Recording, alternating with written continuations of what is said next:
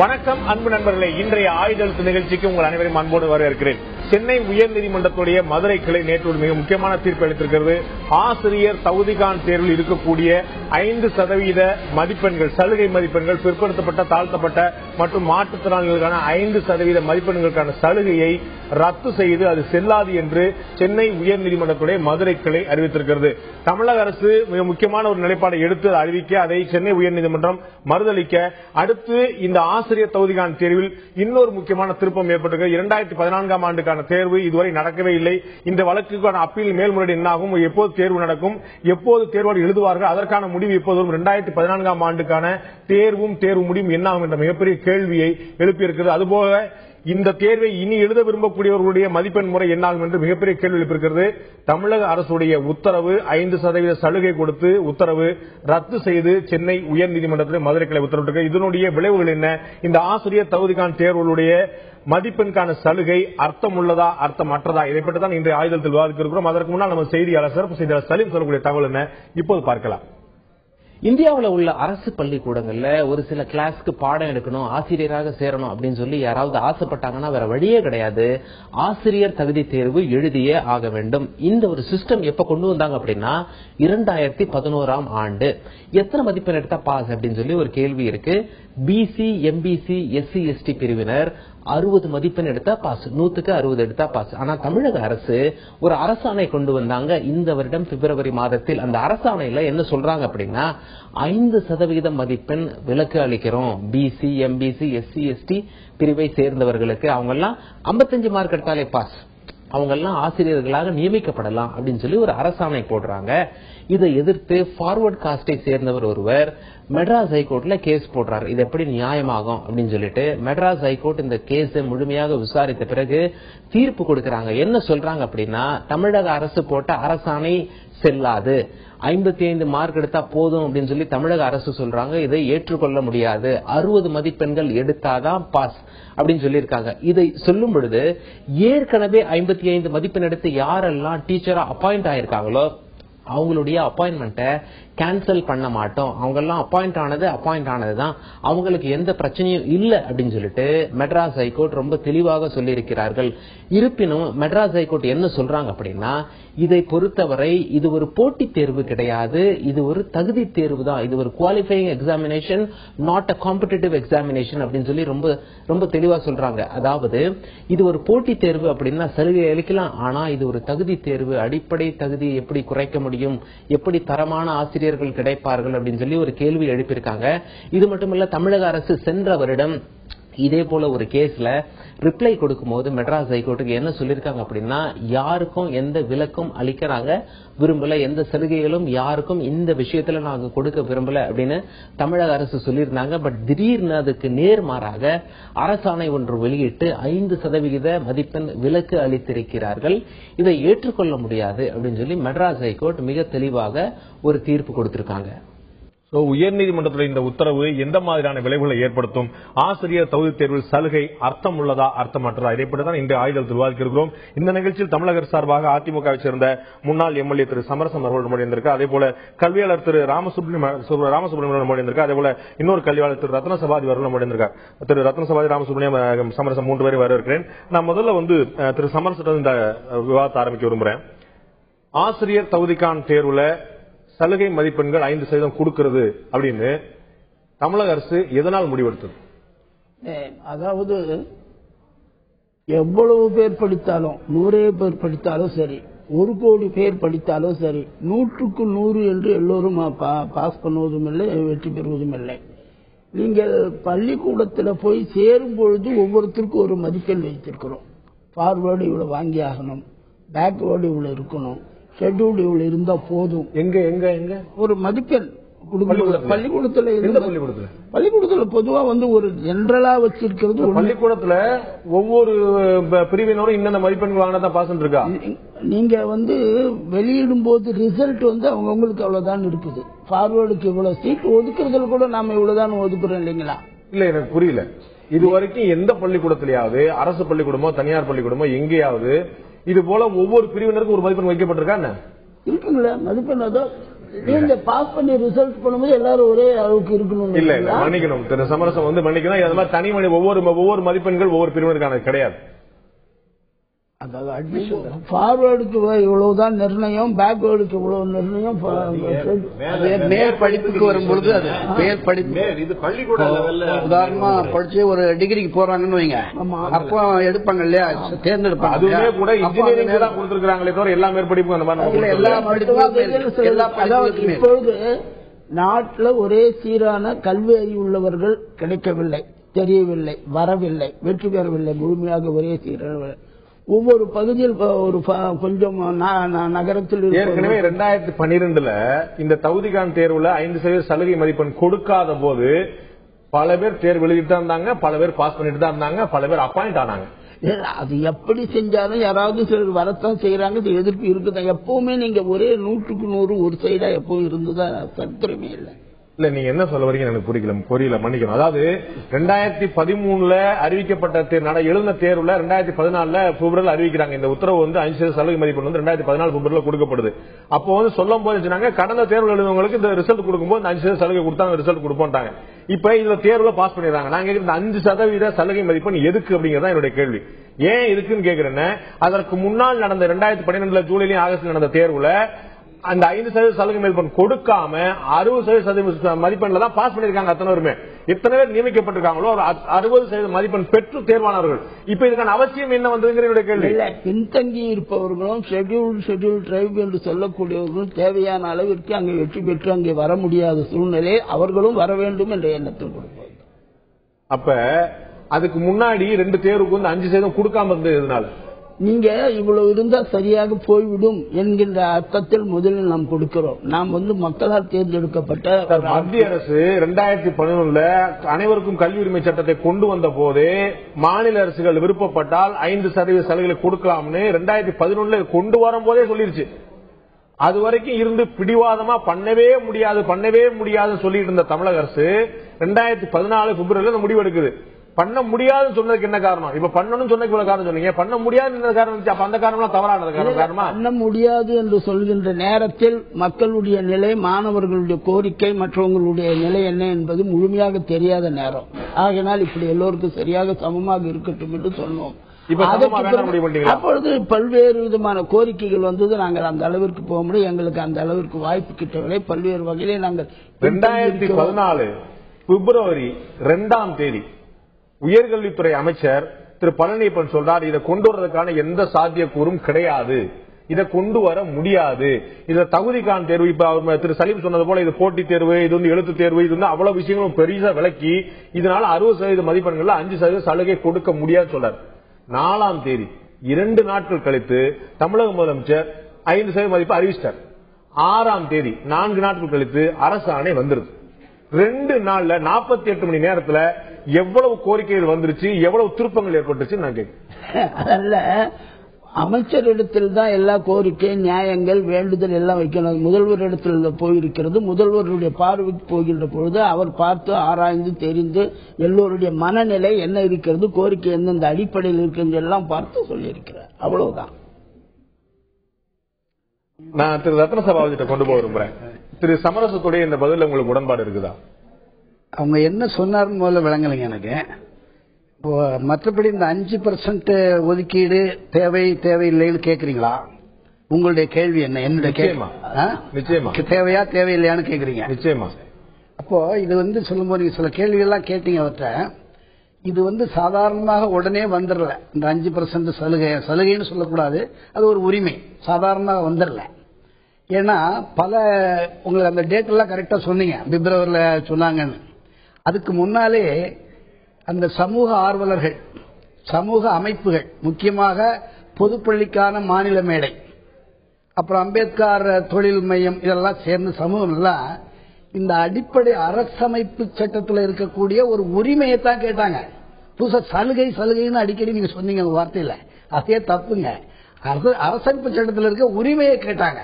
இதுல 2011 NCT கொண்டு வந்திருக்க அறிவிப்புலயோ தமிழக அரசு சொன்ன வார்த்தையிலயோ உரிமைன்னு இருக்கா சலுகைன்னு இருக்கா? அது சலுகைன்னு தான் இருக்குது. அரசாங்கம் சொல்லுது, சட்டம் சொல்லுது, நீதிமன்றம் சொல்லுது. நான் சொன்னா குத்தமாயிருச்சா? நீங்க சொன்னா குற்றம்னு சொல்ல, வார்த்தைகளே தவறு. இல்ல, நீங்க கேட்டது அந்த வார்த்தைகளே தவறான வார்த்தைகளாக பழக்கப்படுத்திக்கிட்டோம்னு சொல்றேன். தவறான வார்த்தைகள் அரசமைப்பு கொஞ்சம் கேளுங்க. நீங்க வாங்கினா தக்காளி 10 ரூபா, இன்னொருத்தர் வாங்கினா தக்காளி 8 ரூபா. சலுகை விலை.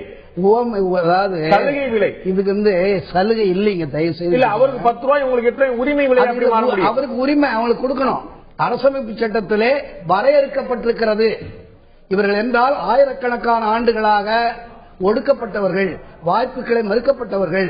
ஆகவே இவர்களுக்கு இது போன்ற ஒரு உரிமை வழங்க வேண்டும் என்று சொல்கிறார்கள். அந்த உரிமை மிகச்சிறப்பாக உங்கள் வாதத்தை அப்படியே எடுத்துக்கொள்வோமானால் 10ஆம் வகுப்பு தேர்வுல இந்த உரிமையை கொடுக்க வேண்டியதானே? உரிமையை 12ஆம் வகுப்பு தேர்வுல இந்த உரிமையை கொடுக்க வேண்டியதானே? அதாவது ஏன் 35% மதிப்பெண்கள் வாங்கினா வெற்றின்னு சொல்லி சொல்றீங்க? சரியா கேட்டீங்க. 10ஆவது வகுப்பு முடிங்கிறாங்க, அதற்கு அடுத்து அவர்கள் எந்த வகுப்புக்கு போனாலும் அங்க இந்த உரிமை கொடுக்கப்படுகிறது. 10ஆம் வகுப்பு தேர்வு இல்ல, அங்கேயும் கொடுக்கப்படுறது இல்ல. ரத்ன சபாபதி உங்களுக்கு தெரியும், 10ஆம் வகுப்புலயோ 12ஆம் வகுப்புலயோ ஒரு வகுப்புலயும் கொடுக்கப்படுறது இல்ல. 10ஆம் வகுப்புல இருந்து கேளுங்க, 10, 12 முடிச்சுட்டு மேல் கல்விக்காக போகின்ற போது மேல் கல்விக்கு அப்புறம் போவோம். நீங்க வந்து ஆசிரியர் தகுதிக்கான தேர்வுல உங்களுடைய சலுகையே கிடையாது சொல்றீங்க, உரிமை சொல்றீங்க. அந்த உரிமை ஏன் ஆசிரியர் பயிற்சியில முடிச்சு தகுதிக்கான தேர்வுல கொடுக்கணும்? அந்த உரிமை எல்லாரும் கொடுங்க. 1ஆவது வகுப்புல இருந்து 12ஆவது வகுப்பு வரைக்கும் தாழ்த்தப்பட்டவர்களுக்கு, பிற்படுத்தப்பட்டவர்களுக்கு, மாற்றுத்திறனாளிகளுக்கு, மிகவும் பிற்படுத்தவர்கள் எல்லாரும் தனித்தனி மதிப்பெண் கொடுங்க. இப்போ ஒவ்வொன்றுக்கும் அவங்க அட்மிஷன் சேர்க்கிறாங்க இல்லையா, சேர்க்கை. அந்த சேர்க்கையில இந்த உரிமை இருக்கு, சேர்க்கையில உரிமை இருக்கு. அது வேணும், சில பின்பற்றாம இருக்கலாம், சில இடங்கள்ல வராம இருக்கலாம். அதனால ஒரு சேர்க்கையில இத்தனை, அதாவது அதை ஓபன் காம்படிஷன் சொல்லுவாங்க. நேர வர மாணவர் சேர்க்கையில இடஒதுக்கீடு இருக்குதா? இருக்கு. பள்ளிக்கூடங்கள் யார் சொன்னா இல்லன்னு? பள்ளிக்கூடங்கள். ஆமா, ஒரு தாழ்த்தப்பட்ட மாணவன் அங்க சேரணும்னா அவன் மறுக்க முடியாது. சார், இடஒதுக்கீடையும் மறுப்பும் நீங்க வந்து குழப்பறீங்க நான் நினைக்கிறேன். இல்ல, ஒண்ணு குழப்பம் இல்ல. அதாவது தாழ்த்தப்பட்ட மாணவர்ல எந்த மாணவரும் சேர்க்க மறுக்க முடியாத ஒரு பள்ளி நிர்வாகம், அதுக்கு ஒரு தகுதியான காரணம் சொல்லணும். எந்த மாணவனா இருந்தாலும் இந்த கல்வி உரிமை சட்டத்துக்கு முன்னாடியே அப்படிதான் கல்வி உரிமை சட்டம் அதை உறுதி செய்கிறது. அக்கம் பக்கத்தில் இருக்கக்கூடிய மாணவர் ஒருத்தர் விண்ணப்பம் பண்ணா அந்த விண்ணப்பம் நிராகரிக்கிற நியாயமான காரணத்தை அவங்க சொல்லணும். அது தாழ்த்தப்பட்டவரா பிற்படுத்தவராக இல்ல. நான் கேட்பது, பள்ளி கல்வியில சேர்க்கைக்கு இடஒதுக்கீடு இருக்கிறதா? பள்ளி கல்வியில் அங்கே மாணவர்கள் சேர்ந்தார்கள் என்றால் அங்கே ஏதாவது ஓசி இருக்கிறாங்களா, எஃப்சி இருக்கிறாங்களா, எஸ்சி இருக்கிறாங்களா அப்படிங்கிற நிரவல் இருக்கணும், கண்டிப்பாக இருக்கணும். அப்படி எந்த விதி சொல்லுது இல்ல, ஏதாவது ஒரு வரையறை எல்லாரையுமே ஓபன் காம்படிஷன் உள்ளவங்களை சேர்க்க. தமிழக அரசு பணியில 69% இடஒதுக்கீடு இருக்கு. அதை நீங்க கடைபிடிச்சாகணும். ஒரு துறையில இத்தனை இன்ன பிரிவை சேர்ந்த இருக்கணும், ஒரு கணக்கு இருக்கு. அந்த மாதிரி பள்ளிக்கூடங்கள்ல அந்த மாதிரி கணக்கு இருக்குதா? பள்ளிக்கூடங்கள்ல அதாவது ஒடுக்கப்பட்டவர்கள், தாழ்த்தப்பட்டவர்களுக்கு இடங்கள் ஒதுக்கப்பட வேண்டும் என்ற விதி இருக்கிறது. சரி, இதுக்கு வரேன், உங்களுடைய கேள்விக்கு வரேன். இந்த கேள்விக்கு வரேன். இல்ல, நீங்க முதல் கேள்வியில இருந்து நிறைய கேள்வி நீ பதில் சொன்னதாக நான் நிறைய கேள்வி இல்ல, ஒரு கேள்வி தான் நீங்க கேட்டீங்க. அந்த கேள்விக்கு நான் பதில் சொல்ல வரேன். அதாவது இந்த உரிமை இருக்கிறதே, இந்த உரிமையை நினைவுபடுத்த வேண்டிய நிலைமை ஏற்பட்டது. இந்த உரிமையை ஆகையினாலதான் பல கோரிக்கைகள், மனுக்கள் இதெல்லாம் போய் இறுதியாக அதாவது ஆதி திராவிட தேசிய ஆணையத்திற்கு முறையிடப்பட்ட உங்களுடைய போராட்டங்களை இந்த நாடு அறியும். நான் வந்து இல்ல சொல்ல, நான் வந்து திரு சமரசர கேட்ட கேள்வி தான் உங்கள்கிட்ட கேட்கிறேன். 2012 2 தேர்வு நடக்குது. ஒன்றரை தேர்வு, ஒரு முழுமையான தேர்வு, துணை தேர்வு நடக்குது. அந்த தேர்வுல இந்த 60% மதிப்பெண்களை பெற்று தாழ்த்தப்பட்ட, பிற்படுத்தப்பட்ட மாற்றுத்திறனாளிகளும் இதில் தேர்வு செய்யப்பட்டு அவர்கள் ஆசிரியர்களாக பணி நியமனம் செய்யப்பட்டு வேலைக்கு போயிருக்காங்க. அப்ப அவர்கள் எல்லாம் வந்து தேர்வாளர்கள் இல்லையா? அவர்கள் தாழ்த்தப்பட்டவர்கள் இல்லையா? அவர்கள் பிற்படுத்தப்பட்டவர்கள் இல்லையா? அங்க மாற்றுத்திறனாளி இல்லையா? தகுதி வாய்ந்த ஆசிரியர் நமக்கு வேண்டாமா? தகுதி என்பது தயவு செய்து ஒன்று கேளுங்க. அப்போ அப்படி கொடுத்தீங்க, அதனால இப்ப கொடுக்க வேண்டாங்கிற ஒரு கோரிக்கைக்கு நீங்க வரீங்களா அப்படின்னு எனக்கு சந்தேகம். அப்ப கொடுத்த போது நாம யாருக்காக போராடி கொண்டிருக்கோமோ அவங்களும் உள்ள வந்தாங்களே நான் சொல்ல வரேன். நீங்க போராட்டத்தை நான் கொச்சைப்படுத்த, உங்களுடைய போராட்டத்தை 100% நியாயத்தை நான் உணர்றேன். அந்த போராட்டத்தில் யாருக்காக நீங்கள் போராடி கொண்டிருக்கிறீர்களோ அந்த தாழ்த்தப்பட்ட, பிற்படுத்தப்பட்ட, மிகவும் பிற்படுத்தப்பட்ட மாற்றுத்திறனாளி அனைத்து ஆசிரியர்களும் உள்ளே பணியில் வந்திருக்கிறார்கள். நான் உங்கள்ட்ட சின்ன கேள்வி கேட்கிறேன். ஆகையினால இந்த 5% கொடுத்தது தேவையில்லைன்னு சொல்றீங்களா? ஆகையினால இனி வரக்கூடிய ஆசிரியர்கள் 5 மதிப்பெண் குறைவா பெறவங்களே போதும் சொல்றீங்களா? அதாவது அந்த உரிமை வேணும்னு கேட்கிறோம். அதாவது தாழ்த்தப்பட்டவர்களுக்கோ பிற்படுத்தப்பட்டவர்களுக்கோ அந்த உரிமை வேண்டும். இதனால் மறந்திருந்தார்கள், அரசுல மறந்திருந்தார்கள். வேண்டும் அப்படிங்கிற உரிமை. நான் திரு ராமசுப்ரமணியன் கேட்க விரும்புறேன். அவர் சொன்னது போல அது உரிமையா சலுகையா அப்படிங்கிற விவாதம் அப்புறம் இருக்கட்டும். இந்த கல்வி உரிமை சட்டம் கொண்டு வரப்பட்ட போதே சொல்லப்பட்ட விஷயங்கள் கரெக்ட். தமிழகம் தான் தயங்கியதே, தாமதம் பண்ணதே தவிர அண்டை மாநிலங்கள் பல மாநிலங்கள், ஆந்திரா உட்பட ஒடிசா உட்பட பல மாநிலம் அமலுக்கு வந்துருச்சு. எக்ஸாக்ட்லி 5% தான் மத்திய அரசு சொல்லியிருக்கு, கல்விக் கழகம் சொல்லியிருக்குது. 20% வரைக்கும் நடைமுறையில் இருக்குது. ஒவ்வொரு பிரிவினருக்கு ஏற்ப 20% நடைமுறை இருக்கு, 5% 20% இருக்கு. அப்ப எல்லா மாநிலம் அமல்ல இருக்கக்கூடிய விஷயம், அந்த சம்பந்தப்பட்ட சட்டத்துல அந்த சம்பந்தப்பட்ட பிரிவுல சொல்லப்பட்டிருக்க உத்தரவாதம் அளிக்கப்பட்டிருக்க விஷயம், அது தமிழர் செய்யறதுன்னு தவறு இருக்க முடியும். இதுல என்ன குற்றம் காண போறீங்க? குற்றம் காண்றதுன்னு ஒண்ணுமே இல்ல. ஆரம்பிக்கும் பொழுதே நீங்க சொன்னது, இப்ப டாக்டர் சமரசம் ஆரம்பத்தில் இப்ப பேசினார். இதே சப்ஜெக்ட் நாம் 3வது தடவையாக பேசுகின்றோம். அதாவது ஒரு முறை வந்து அரசாங்கம் 60% ஒவ்வொரு முறையும் ஒரு தடங்கள் வந்துருது. நான் எதுக்காக சொல்ல வருகின்றேன் என்றால், 60% மார்க் இருந்தால்தான் வெற்றி அப்படிங்கிற மாதிரி, அதாவது தகுதி அப்பதான் அவங்களுக்கு வரும் அப்படின்னு அவங்க அரசாங்கம் சொல்லிட்டு, அதை பற்றி நாம விவாதித்தோம். அடுத்தது அந்த 5% சலுகை என்று சொல்லப்பட்ட விஷயத்தை அது சொன்ன உடனே நம்ம அன்றையே நாம இதை பத்தி விவாதித்தோம். அப்ப என்ன முதல்ல பண்ணாங்கன்னா, டாக்டர் சமரசு போல இன்னைக்கு ஆவடிக்குமார் வந்திருந்தாருன்னா அவர் நீங்க ஏன்னா அப்ப நீங்க 2வது இப்ப அரசாங்கம் நீங்க அன்னைக்கு அப்படி பேசுனீங்க, இப்ப என்ன சொல்ல போறீங்க? இப்ப இந்த மாதிரி ஒரு முடிவு எடுத்திருக்காங்க, எடுத்த உடனே ஒரு அந்த பழைய விஷயத்தை நீங்க எடுத்து காமிச்சீங்க. அதே போல இன்னைக்கு நான் அன்னைக்கு பேசியதை நீங்க எடுத்து காமிச்சீங்கன்னா ரொம்ப சந்தோஷமா. இதுதான் இன்னைக்கு ஜட்ஜ்மெண்ட் வந்திருக்கு. அப்பொழுது என்ன சொன்னேன் என்றால், 10ஆம் கிளாஸ்லயும் 12ஆம் இதே மாதிரி நீங்க வந்து கன்செஷன் கொடுத்துன்னு போயிட்டு இருந்தீங்கன்னா, எஸ்சி பேக்வர்ட் கம்யூனிட்டி இவங்களுக்கெல்லாம் எல்லாருக்கும் 35% இல்லாமல் 30 மார்க் 25 மார்க் வாங்கினாலும் பாஸ் அப்படிங்கிற மாதிரி கூட இன்னொரு சட்டம் போடலாமே. ஏன்னா அவங்களுக்கும் தகுதிங்கிறது 25 மார்க்குங்கிற அளவுக்கு போடலாமேங்கிற மாதிரி நான் ஒரு கேள்வி எழுப்பினேன். அதுதான் நான் இப்ப திருப்பி அந்த நடந்த சம்பவத்தை நான் நினைவுபடுத்துகின்றேன். ஒண்ணு நான் கேட்கறது ரொம்ப எளிமையான கேள்வி. எஸ், இப்போ ஒரு விதிமுறை நீங்க எப்படி ஃபாலோ பண்ண போறீங்க? என்ன சொல்லப்பட்டிருக்கோ, என்ன எழுதப்பட்டிருக்கோ அதை நடைமுறைப்படுத்த போறீங்க, அவ்வளவுதானே. நம்ம அரசியல் சட்டத்துல இடஒதுக்கீடே இல்ல. முதல் சட்ட திருத்தம் வந்து சாசன திருத்தமே வந்து இடஒதுக்கீடு கொண்டு வரப்போகுது. அதுக்கப்புறம் இடஒதுக்கீடு அமலுக்கு வந்துருச்சு. சட்டத்துல இல்ல கொடுக்கல, சட்டத்துல இருக்கு கொடுக்குறீங்க. இப்ப சட்டத்துல இந்த விதியில இருக்குது 5% கொடுங்க. இப்ப நீங்க கொடுத்தாகணும். அவர் சொன்ன மாதிரி அவருடைய உரிமை. இதுல வந்து நீங்க தேவையா வேணுமாங்கிற கேள்வி it is there, you have to abolish. Exactly இதையே நான் சொல்லுகின்றேன். அப்ப 2011 இந்த ரூல்ஸ் எல்லாம் போடும்பொழுது நீங்க சொன்னீங்க மற்ற அண்டை மாநிலங்கள் 5%, 15%, 10% 20 இருக்கு.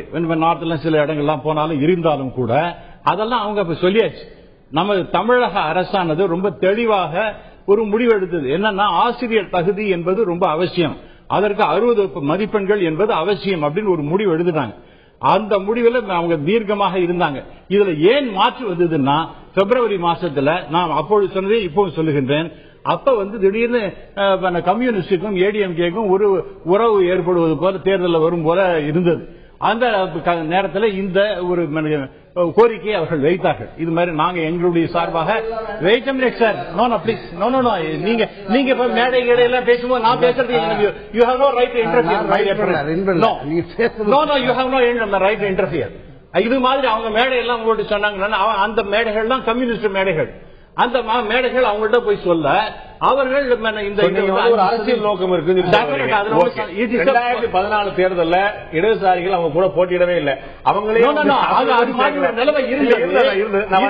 அதற்கு பிறகு மாறி போச்சு. அவர்களே வேண்டாம் என்று முடிவெடுத்த அரசு அவருடைய கோரிக்கை வேண்டும் என்று முடிவெடுத்திருக்குமா? அரசுடைய நிலைப்பாட்டில் ஏன் இந்த மாற்றம் ஏற்பட்டது? அரசுடைய முந்தைய நிலைப்பாடு சரியா, இந்த நிலைப்பாடு சரியா? இன்னொரு முக்கியமான விஷயம் ஒரு கேள்வி எழுப்பியிருக்கிறது. ஆசிரியர் நியமனத்தில் இடஒதுக்கீடு இருக்கிறது, ஆசிரியர் நியமனத்தில் இடஒதுக்கீடு இருக்கிறது. ஆசிரியர் தகுதிக்கான தேர்விலும் அந்த சலுகை தேவையா? திரு சமரசம் கேட்க விரும்புறேன். நீதிமன்றம் வந்து இந்த உத்தரவை ரத்து செய்யும் போது, இந்த அரசாணையை ரத்து செய்யும் போது ஒரு விஷயம் சொல்லுது. நீங்க வந்து தகுதிக்கான தேர்வுல தகுதி தான் முக்கியம், இதுல காம்ப்ரமைஸ் எல்லாம் பண்ணக்கூடாது, சமரசம் செய்யக்கூடாது அப்படின்னு சொல்லி நீங்க வாதிட்டதை நாங்க நம்பி ஏற்றுக்கொண்டுதான் அப்ப நாங்க வந்து உங்களுக்கு ஆதரவா தீர்ப்பளிச்சோம். இப்ப நீங்க திரும்ப வந்து மாத்திட்டு வரும்போது நீதிமன்றத்தை ஒரு ரப்பர் ஸ்டாம்பா நினைக்கிறீங்களா? நீங்க வந்து ஆமான்னு சொன்னா நாங்க சரி உங்களுக்கு ஆதரவா சொல்றது, இல்ல தகுதிக்கான தேர்வுக்கு சலுகை கொடுங்க சொன்னா மாற்றி சொல்றதுக்கு நாங்க வந்து ரப்பர் ஸ்டாம்பான்னு கேக்குறாங்க. அதாவது இதுல இந்த வழக்கு ஏற்கனவே வந்த போது சலுகை மதிப்பெண்கள் கூடாது என்று வாதித்ததே தமிழக அரசு தான். அதை நம்பிதான் நாங்க தீர்ப்பு சொன்னது சொல்றாங்க. இப்ப நீங்க மாத்திட்டீங்கன்னு சொல்லிட்டு அரசுடைய முடிவு மாறினால் நாங்கள் மாற முடியாது, நாங்கள் ஏற்கனவே கொடுத்த தீர்ப்புல உறுதியா இருக்கும் சொல்லி உயர்நீதிமன்றம் சொல்லிடுச்சு. அப்ப உங்களுடைய வாதம் தான் உங்களுடைய இந்த முடிவுக்கு எதிராக இருக்கு. அதாவது இந்தியாவில் தமிழ்நாடு என்பது தனிப்பட்ட ஒரு நாடு அல்ல. இந்திய ஒருமைப்பாட்டுக்குள் இந்திய மாநிலங்கள், பல்வேறு மாநிலங்கள் இது ஒன்று. இது போன்ற சட்டம் இந்தியாவில் வந்து பல்வேறு மாநிலங்கள் அந்த 5%, 10%, 15, 20 போய்விட்டது என்று நீங்கள் தான் கொஞ்சம் சற்று நேரத்துக்கு முன்பாக சொன்னீர்கள். அந்த அடிப்படையில் மக்களாட்சி, மக்களால் தேர்ந்தெடுக்கப்பட்ட ஆட்சி, மக்கள் அவ்வப்போது கொடுக்கின்ற மனுக்களை பரிசீலனை செய்து, கோரிக்கைகளை பரிசீலனை செய்து நாம் சொல்லக்கூடியதுதான். அது சம்பந்தப்பட்ட அமைச்சர் அவர்களுக்கே வந்து சொல்லி கூட அவர் அந்த விதிவிலக்கு என்று சொல்லி இந்தியாவில் இதை அமல்படுத்தாத மாநிலங்கள் உண்டு இருக்கலாம். இன்னமும் கூட அமல்படுத்தக்கூடிய மாநிலங்கள் உண்டு. ஏற்கனவே சொன்னால் அதிகமாக அமல்படுத்தக்கூடிய மாநிலங்கள் உண்டு. அந்தந்த மாநிலங்கள் எடுக்கக்கூடிய முடிவாக அந்த அடிப்படையில் இப்பொழுது நாம் சற்று ஏதாவது இருக்கு, நம்மிடம் அந்த கோரிக்கைக்கு ஒரு மரியாதை கொடுத்தாக வேண்டும், சூழ்நிலை சந்தர்களை அனுசரித்தாக வேண்டும், இதில் பேக்வேர்ட் ஷெட்யூலுடைய நிலைமையை உயர்த்தியாக வேண்டும் என்கின்ற அடிப்படையில் முதல்வர் இந்த நடவடிக்கை. உயர்நீதிமன்றம் சொல்லக்கூடிய பாயிண்ட், உங்க வாதத்தை ஏற்றுக்கொண்டுதான் நாங்க ஏற்கனவே தள்ளுபடி செஞ்சோம். இப்ப திருப்பி நீங்க மாத்திட்டு நீங்க கொண்டு வந்தனால உங்களுடைய பழைய வாதத்தின் காரணமாகவே இந்த உத்தரவு, இந்த அரசாங்கம் தள்ளுபடி செய்யறாங்க. அவங்க கோர்ட் பண்ற எடுத்துக்கிறது உங்களுடைய நிலைப்பாடு தான். நீங்க அது ஒரு காலத்தில் எதுங்க, நீங்க இது ஜனநாயக நாடு, இது நான் சர்வாதிகார நாடா ஒரு இது போட்ட உண்டு இல்லைன்னா இல்லைன்னு எடுத்துறதுக்கு கோரிக்கைகள் வருகின்ற பொழுது மாறுதலுக்கு உரியது அல்லவா? நாங்கள் சென்ற ஆண்டு வருகின்ற பொழுது இதுதான் எங்களுடைய நிலைமை. அதற்குள் இப்பொழுது வந்திருக்கின்ற மனுக்கள், தேவைகள், ஃபார்வர்ட் பேக்வர்ட் ஷெட்யூல்டு என்று இருக்கின்ற அமைப்பு இப்போ ஒரே ஜாதி இருக்கிறதா, அல்லது ஒரே மதம் இருக்கிறதா, அல்லது ஒரே இனம் என்று இருக்குது இந்தியா முழுதும்? 2014 பிப்ரவரிக்கு முன்னாடி வரைக்கும் எல்லாம் ஒரே ஜாதி தான் இருந்தது. எந்த அளவிற்கு என்பது எண்ணி பார்க்க வேண்டும். நாம் கண்ட கனவு நனவாயிட்டோம். நம்ம இன்னைக்கு தான் வந்து ஜாதி கொஞ்சம் கொஞ்சம் மாற்றி காட்டி போறோம். கொஞ்சம் கொஞ்சமாக அதை எப்படி ஒத்துட்டு போக வேண்டும், அவர்களுக்கு ஆறுதல் செய்ய வேண்டும், எந்த அளவிற்கு அனைத்து செலவிலும் இந்த மதிப்பெண்கள் சலுகை வந்து எல்லாரும் ஒருங்கிணைக்கிறதா இல்லாட்டி பிளக்கிறதா அப்படிங்கறதா பிரதானமான கேள்வி. பிரச்சனைகள் பல்வேறு வகையிலே சுதந்திரத்திற்கு பிறகு பிரிந்து போய்விட்ட காரணம், உடைந்து போன காரணத்தினால், பல்வேறு கட்சிகளுடைய அமைப்புகள் இப்பொழுது விளங்கக்கூடிய காரணத்தினால் இந்த சிக்கல் எல்லாம் வருகிறது. அந்த ஜாதி பிரச்சனைக்கே ஒரு முடிவு கட்டக்கூடிய வகையில் தமிழ்நாடு அரசு பல்வேறு வகையில் யோசித்துக் கொண்டிருக்கிறது. அப்படி வருகின்ற பொழுது பார்ப்போம், அரசாங்கம் என்பது கூட இன்று இருக்கின்ற அரசியல் அமைப்பினுடைய நிலையில் கூட இதெல்லாம் வந்து கொண்டிருக்கும். தேசிய அரசாங்கம் அமைகின்ற பொழுது இவர்களுக்கெல்லாம் விடுதலை கிடைக்கும்.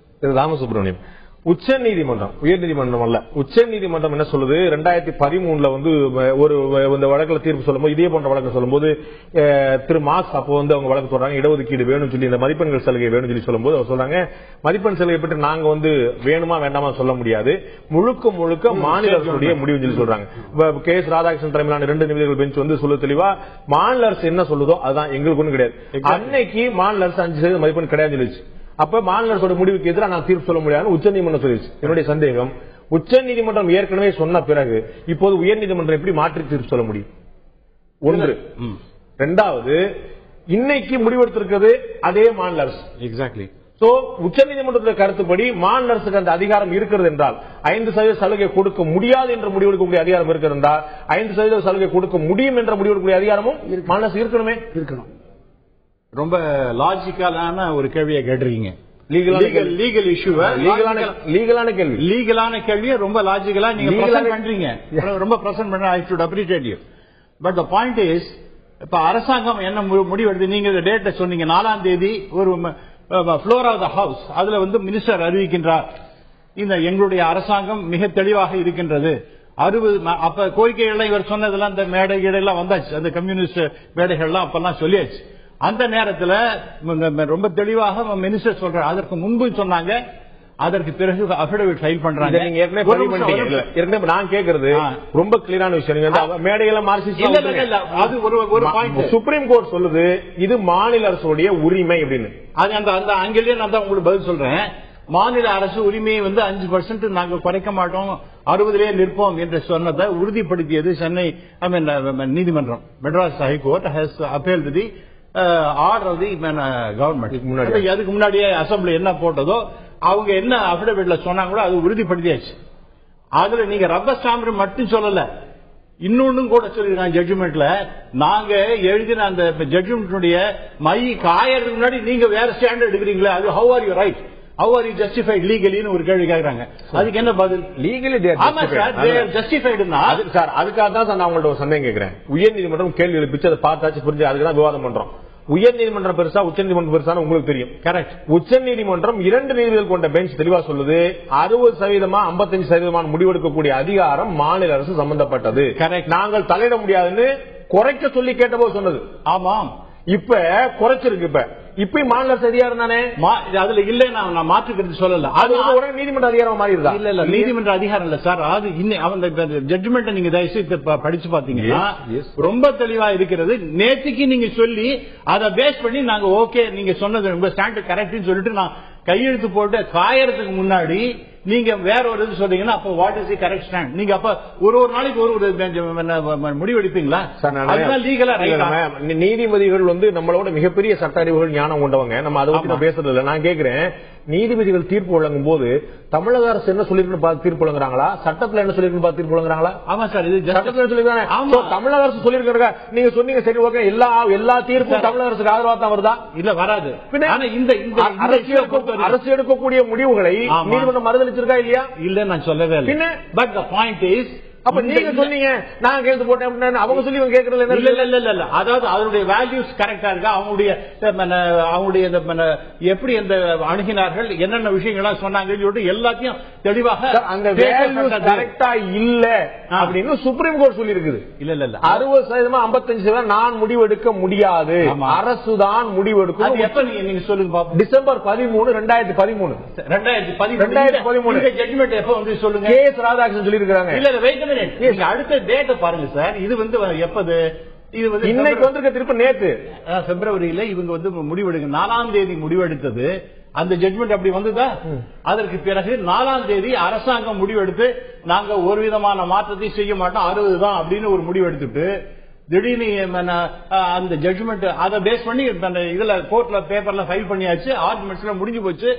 ஜட்ஜ்மெண்ட் ரிசர்வ் சொல்லும்போது திடீர்னு மாத்துறாங்க. இது எப்படி ஒரு நாளைக்கு அதை ரெவியூ பண்ணிட்டே இருக்கணுமா சார்? அரசாங்கம் ஒவ்வொரு நாளும் ஒரு நிலைப்பாடு எடுத்தாலும் கூட எது சரியான நிலைப்பாடோ அதை நிலைநிறுத்துவதா நீதிமன்றத்தில். This is an equitable justice sir.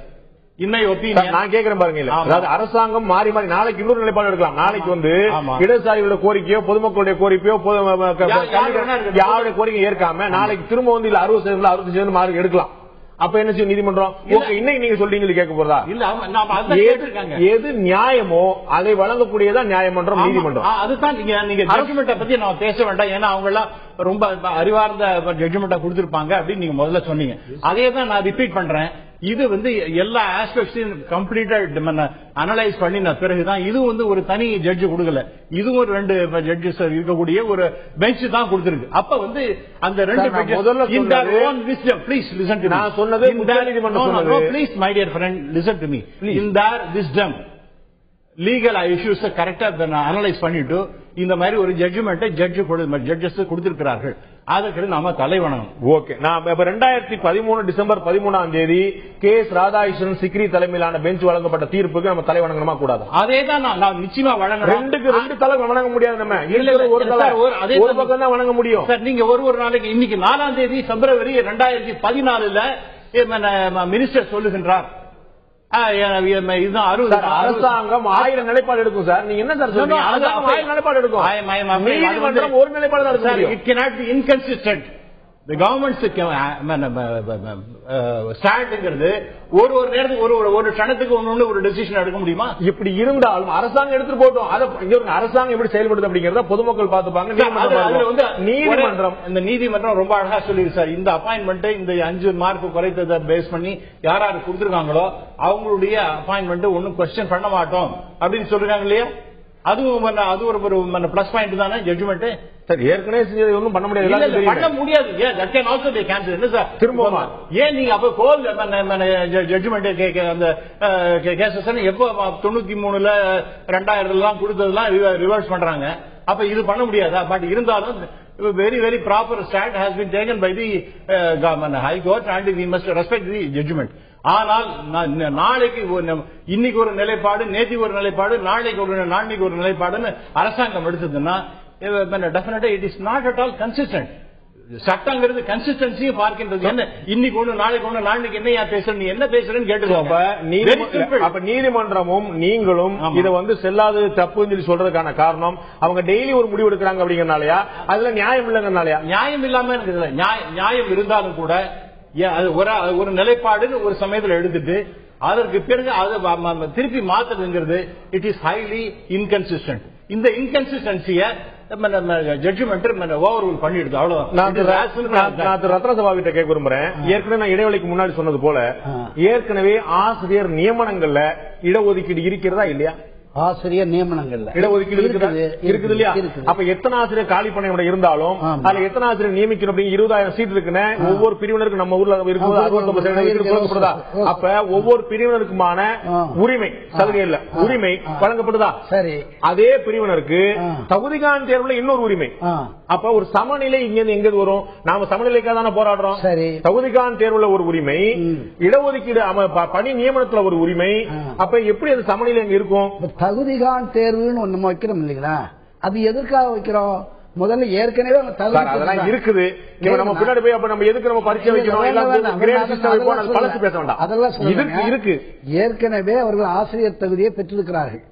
ஆசிரியர் தகுதியை பெற்றிருக்கிறார்கள் பயிற்சியின் மூலமாக.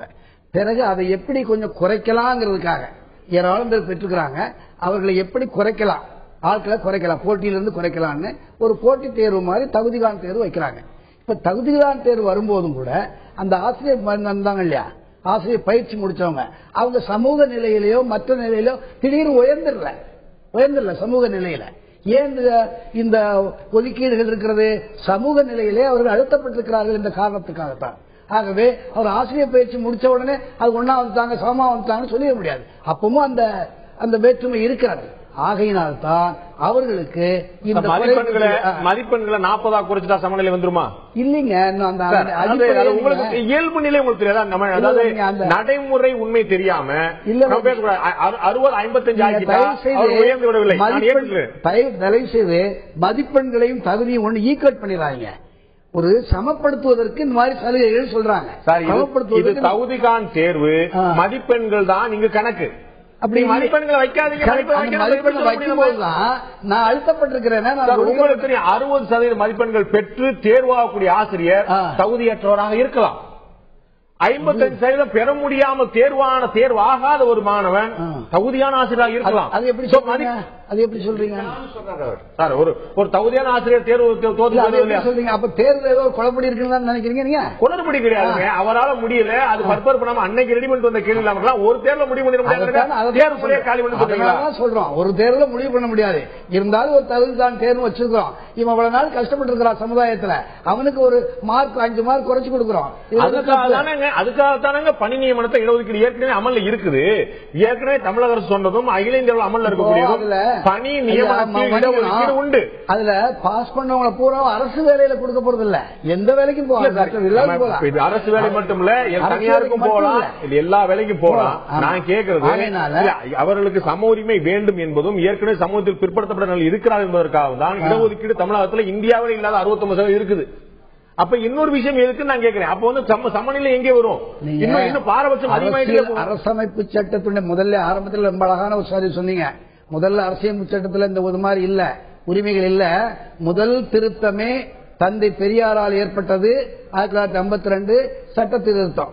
அவர் தான் ரொம்ப சொன்னார், இந்த சமுதாயத்துல இன்னும் அந்த டிஸ்பாரிட்டி, இன்னும் வேற்றுமைகள், இன்னும் உயர்வு தாழ்வுகள் இல்ல, அழியல. அது அழியிற வரைக்கும் தேவைன்னு சொன்னாரு. அது இல்லன்னு சொல்றீங்களா? அதனால இருக்குது, இன்னும் இருக்குது சார். இருக்குங்கிறது யாருமே மறுக்கல. 65 வருஷமா கொடுத்துட்டு இருந்தோம், 65 வருஷமா இன்னும் அந்த நீங்க அதை மறைக்க முடியல, அந்த வேற்றுமை அகற்ற முடியல.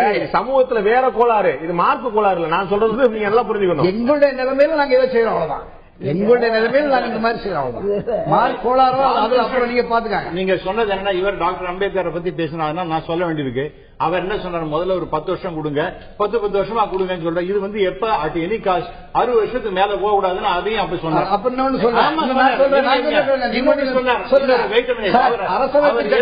முன்னால கொடுத்த ஸ்டேட்மெண்ட் நான் உங்களுக்கு படிக்கிறேன், ரொம்ப இன்ட்ரெஸ்டிங்கா இருக்கும். அது நண்பரும் தயவுசெய்து கூர்ந்து கவனிக்கணும், நான் ரொம்ப வேண்டி கேட்டுக்கிறேன்.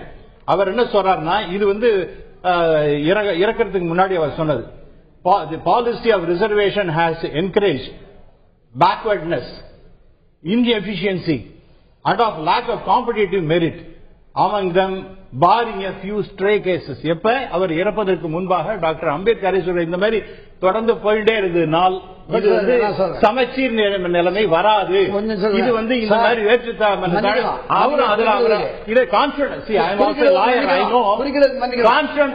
அவருடைய பேசும்பொழுது முதல்ல 10 வருஷம் கொடுங்க, அதற்கு அப்படி என்ன வேணும்னா 10 வருஷமா கொடுத்துட்டு போங்க. அட் எனி காஸ்ட் 60 வருஷத்துக்கு மேல போக கூடாது. இப்ப 65 வருஷத்தை பத்தி நான் பேசிட்டு இருக்கோம், என்ன சமநிலையை பத்தி நாங்க பேசுறோம். அப்ப எதை வேணாலும் சமநிலை என்கின்ற பேர்ல எதை வேணா செய்யலாம் அப்படின்னு சொல்லி நீங்க ஒரு கொட்டேஷன் படிச்சீங்க, நான் ஒரு கொட்டேஷன் படிச்சிருக்கேன். ஏப்ரல் 30 2014 இந்த 2014 ஏப்ரல் 30 சென்னை உயர் நீதிமன்றம் திரு நாகமுத்து நீதிபதி நினைக்கிறேன், அவர் சொல்றார், the government had taken a policy decision to relax the eligibility mark. Therefore, it could not be stated that the government had passed the imposed order in total non-application of mind. மனநிலையை செலுத்தாம இந்த முடிவெல்லாம் எடுத்துடல, அவங்களுடைய மனதை முழுமையா செலுத்தி இந்த மதிப்பெண்களை தளர்த்துறது ஒரு சரியான முடிவா மதிப்பெண்களை தளர்த்துறது ஒரு சரியான முடிவா தான் இருக்கும் என்று இதே சென்னை உயர் நீதிமன்றம் தீர்ப்பு சொல்லியிருக்கு. 30 ஏப்ரல் மாதம் இந்த ஆண்டு 2014. அப்ப அந்த நீதிபதியுடைய நிலைப்பாடு என்ன மாற்றம் எடுத்து நீங்க சொன்ன மாதிரி இன்னொரு நிலைப்பாடு பார்க்கிறோம். ஒரு சிறிய இடைவெளி எடுத்துக்கொண்டிருக்கு. இடைவெளிக்கு பிறகு பார்க்க முக்கியமான விஷயம், தகுதிக்கான தேர்வில் 5% சலுகை மதிப்பெண்களை உரிமை மதிப்பெண்களை கொடுத்த தமிழக அரசு வெயிட்டேஜ் முறை என்று இன்னொரு முறையை கொண்டு வந்து இந்த உரிமையை பறித்து விட்டதா? திரு கோ சமரசம் கேட்க விரும்புறேன். இடைவெளிக்கு முன்னாடி சொன்னது போல இந்த ஆசிரியர்கள் பணி நியமனம் பற்றிய பேச்சு வரும்போது தகுதிக்கான தேர்வுல 5% உரிமை மதிப்பெண்களை கொடுத்துருச்சு அரசு. ஆனா இன்னொரு பக்கம் வெயிட்டேஜ் மதிப்பெண் முறை அப்படின்னு சொல்லிட்டு அவர்கள் 10ஆம் வகுப்பிலும் 12ஆம் வகுப்பிலும் எவ்வளவு மதிப்பெண்கள் பெற்றார்களோ அதன் அடிப்படையில் தான் வந்து பணி நியமனம் உத்தரவாதம் சொல்லிட்டு வெயிட்டேஜ் மதிப்பெண் கொடுத்துட்டாங்க. எதுக்கு? பணி நியமனத்துக்கு. இவங்க வந்து இப்ப ஆசிரியர் தகுதிக்கான தேர்வுல 5% குறைவா எடுத்திருந்தாலும் பாஸ் பண்ணிடுவாங்க, ஆசிரியரா தகுதி இருக்குன்னு சொல்லிடுறாங்க. ஆனா அவர்கள் ஆசிரியரா ஆக முடியாது. எப்ப ஆக முடியும்னா 10ஆவதுலயும் 12ஆவதுலயும் அந்த தகுதியான மதிப்பெண்கள் எடுத்திருந்து அந்த வெயிட்டேஜ் மதிப்பெண் கிடைச்சாதான் அவங்க ஆசிரியர்களாக அரசு பணியில் நியமனம் பண்ண முடியும். ஒரு கதவை திறந்து விட்ட அரசு ஒட்டுமொத்த கதையை மறுபக்கம் மூடி விட்டது சந்தேகம் வருது. இது சரிதானா? அதாவது நீங்க இதற்கு முன் இதுவரையிலும் வாதிட்ட பல்வேறு வகைகள் கூட பாட்டும் நானே பாவமும் நானே பாடும் முனை நான் பாட வைப்பேனே என்று சொல்வதை போல பல்வேறு கேள்விகளை எழுப்பி அதற்கு நீங்களே விளக்கம் கூட கொடுத்திருக்கீங்க, எங்களை விட சிறப்பாகவே. அது வகையில் நன்றி, மகிழ்ச்சி. இப்பொழுது இந்த வெயிட்டேஜ் வந்து விட்டது, இந்த 5% கொடுத்து வெயிட்டேஜ் கொடுத்தா இது கொடுத்து இதை பெற்றுக் கொள்வது போல் இருக்காதா என்பது உங்களுடைய கேள்வி. சில நேரங்கள் இப்ப வரும்போது இப்ப எழுதுற பரீட்சையில தான் பாஸ் பண்றான் போது காப்பி அடிக்கிறது, பிட்டு வைக்கிறது, இன்னொன்னு வந்துச்சுன்னு சொன்னா இதுலதான் அவன் வெற்றி பெற்றான். ஏற்கனவே அவன் திறமையாளனா இல்லையா என்பது தெரிந்து கொள்ள வேண்டுமா வேண்டாமா? நிச்சயமா பெறணும். பிற்படுத்தப்பட்ட பிரிவினர்கள் அப்படிங்கறனால முற்பட்ட பிரிவினருக்கு இருக்கக்கூடிய எல்லா வசதி வாய்ப்புகளும் அவர்களுக்கு இல்லாமல் இருக்கலாம். அப்படிங்கறனாலதான் அவர்களுக்கு அந்த சலுகை மதிப்பெண்களே கொடுக்கப்படுகிறது.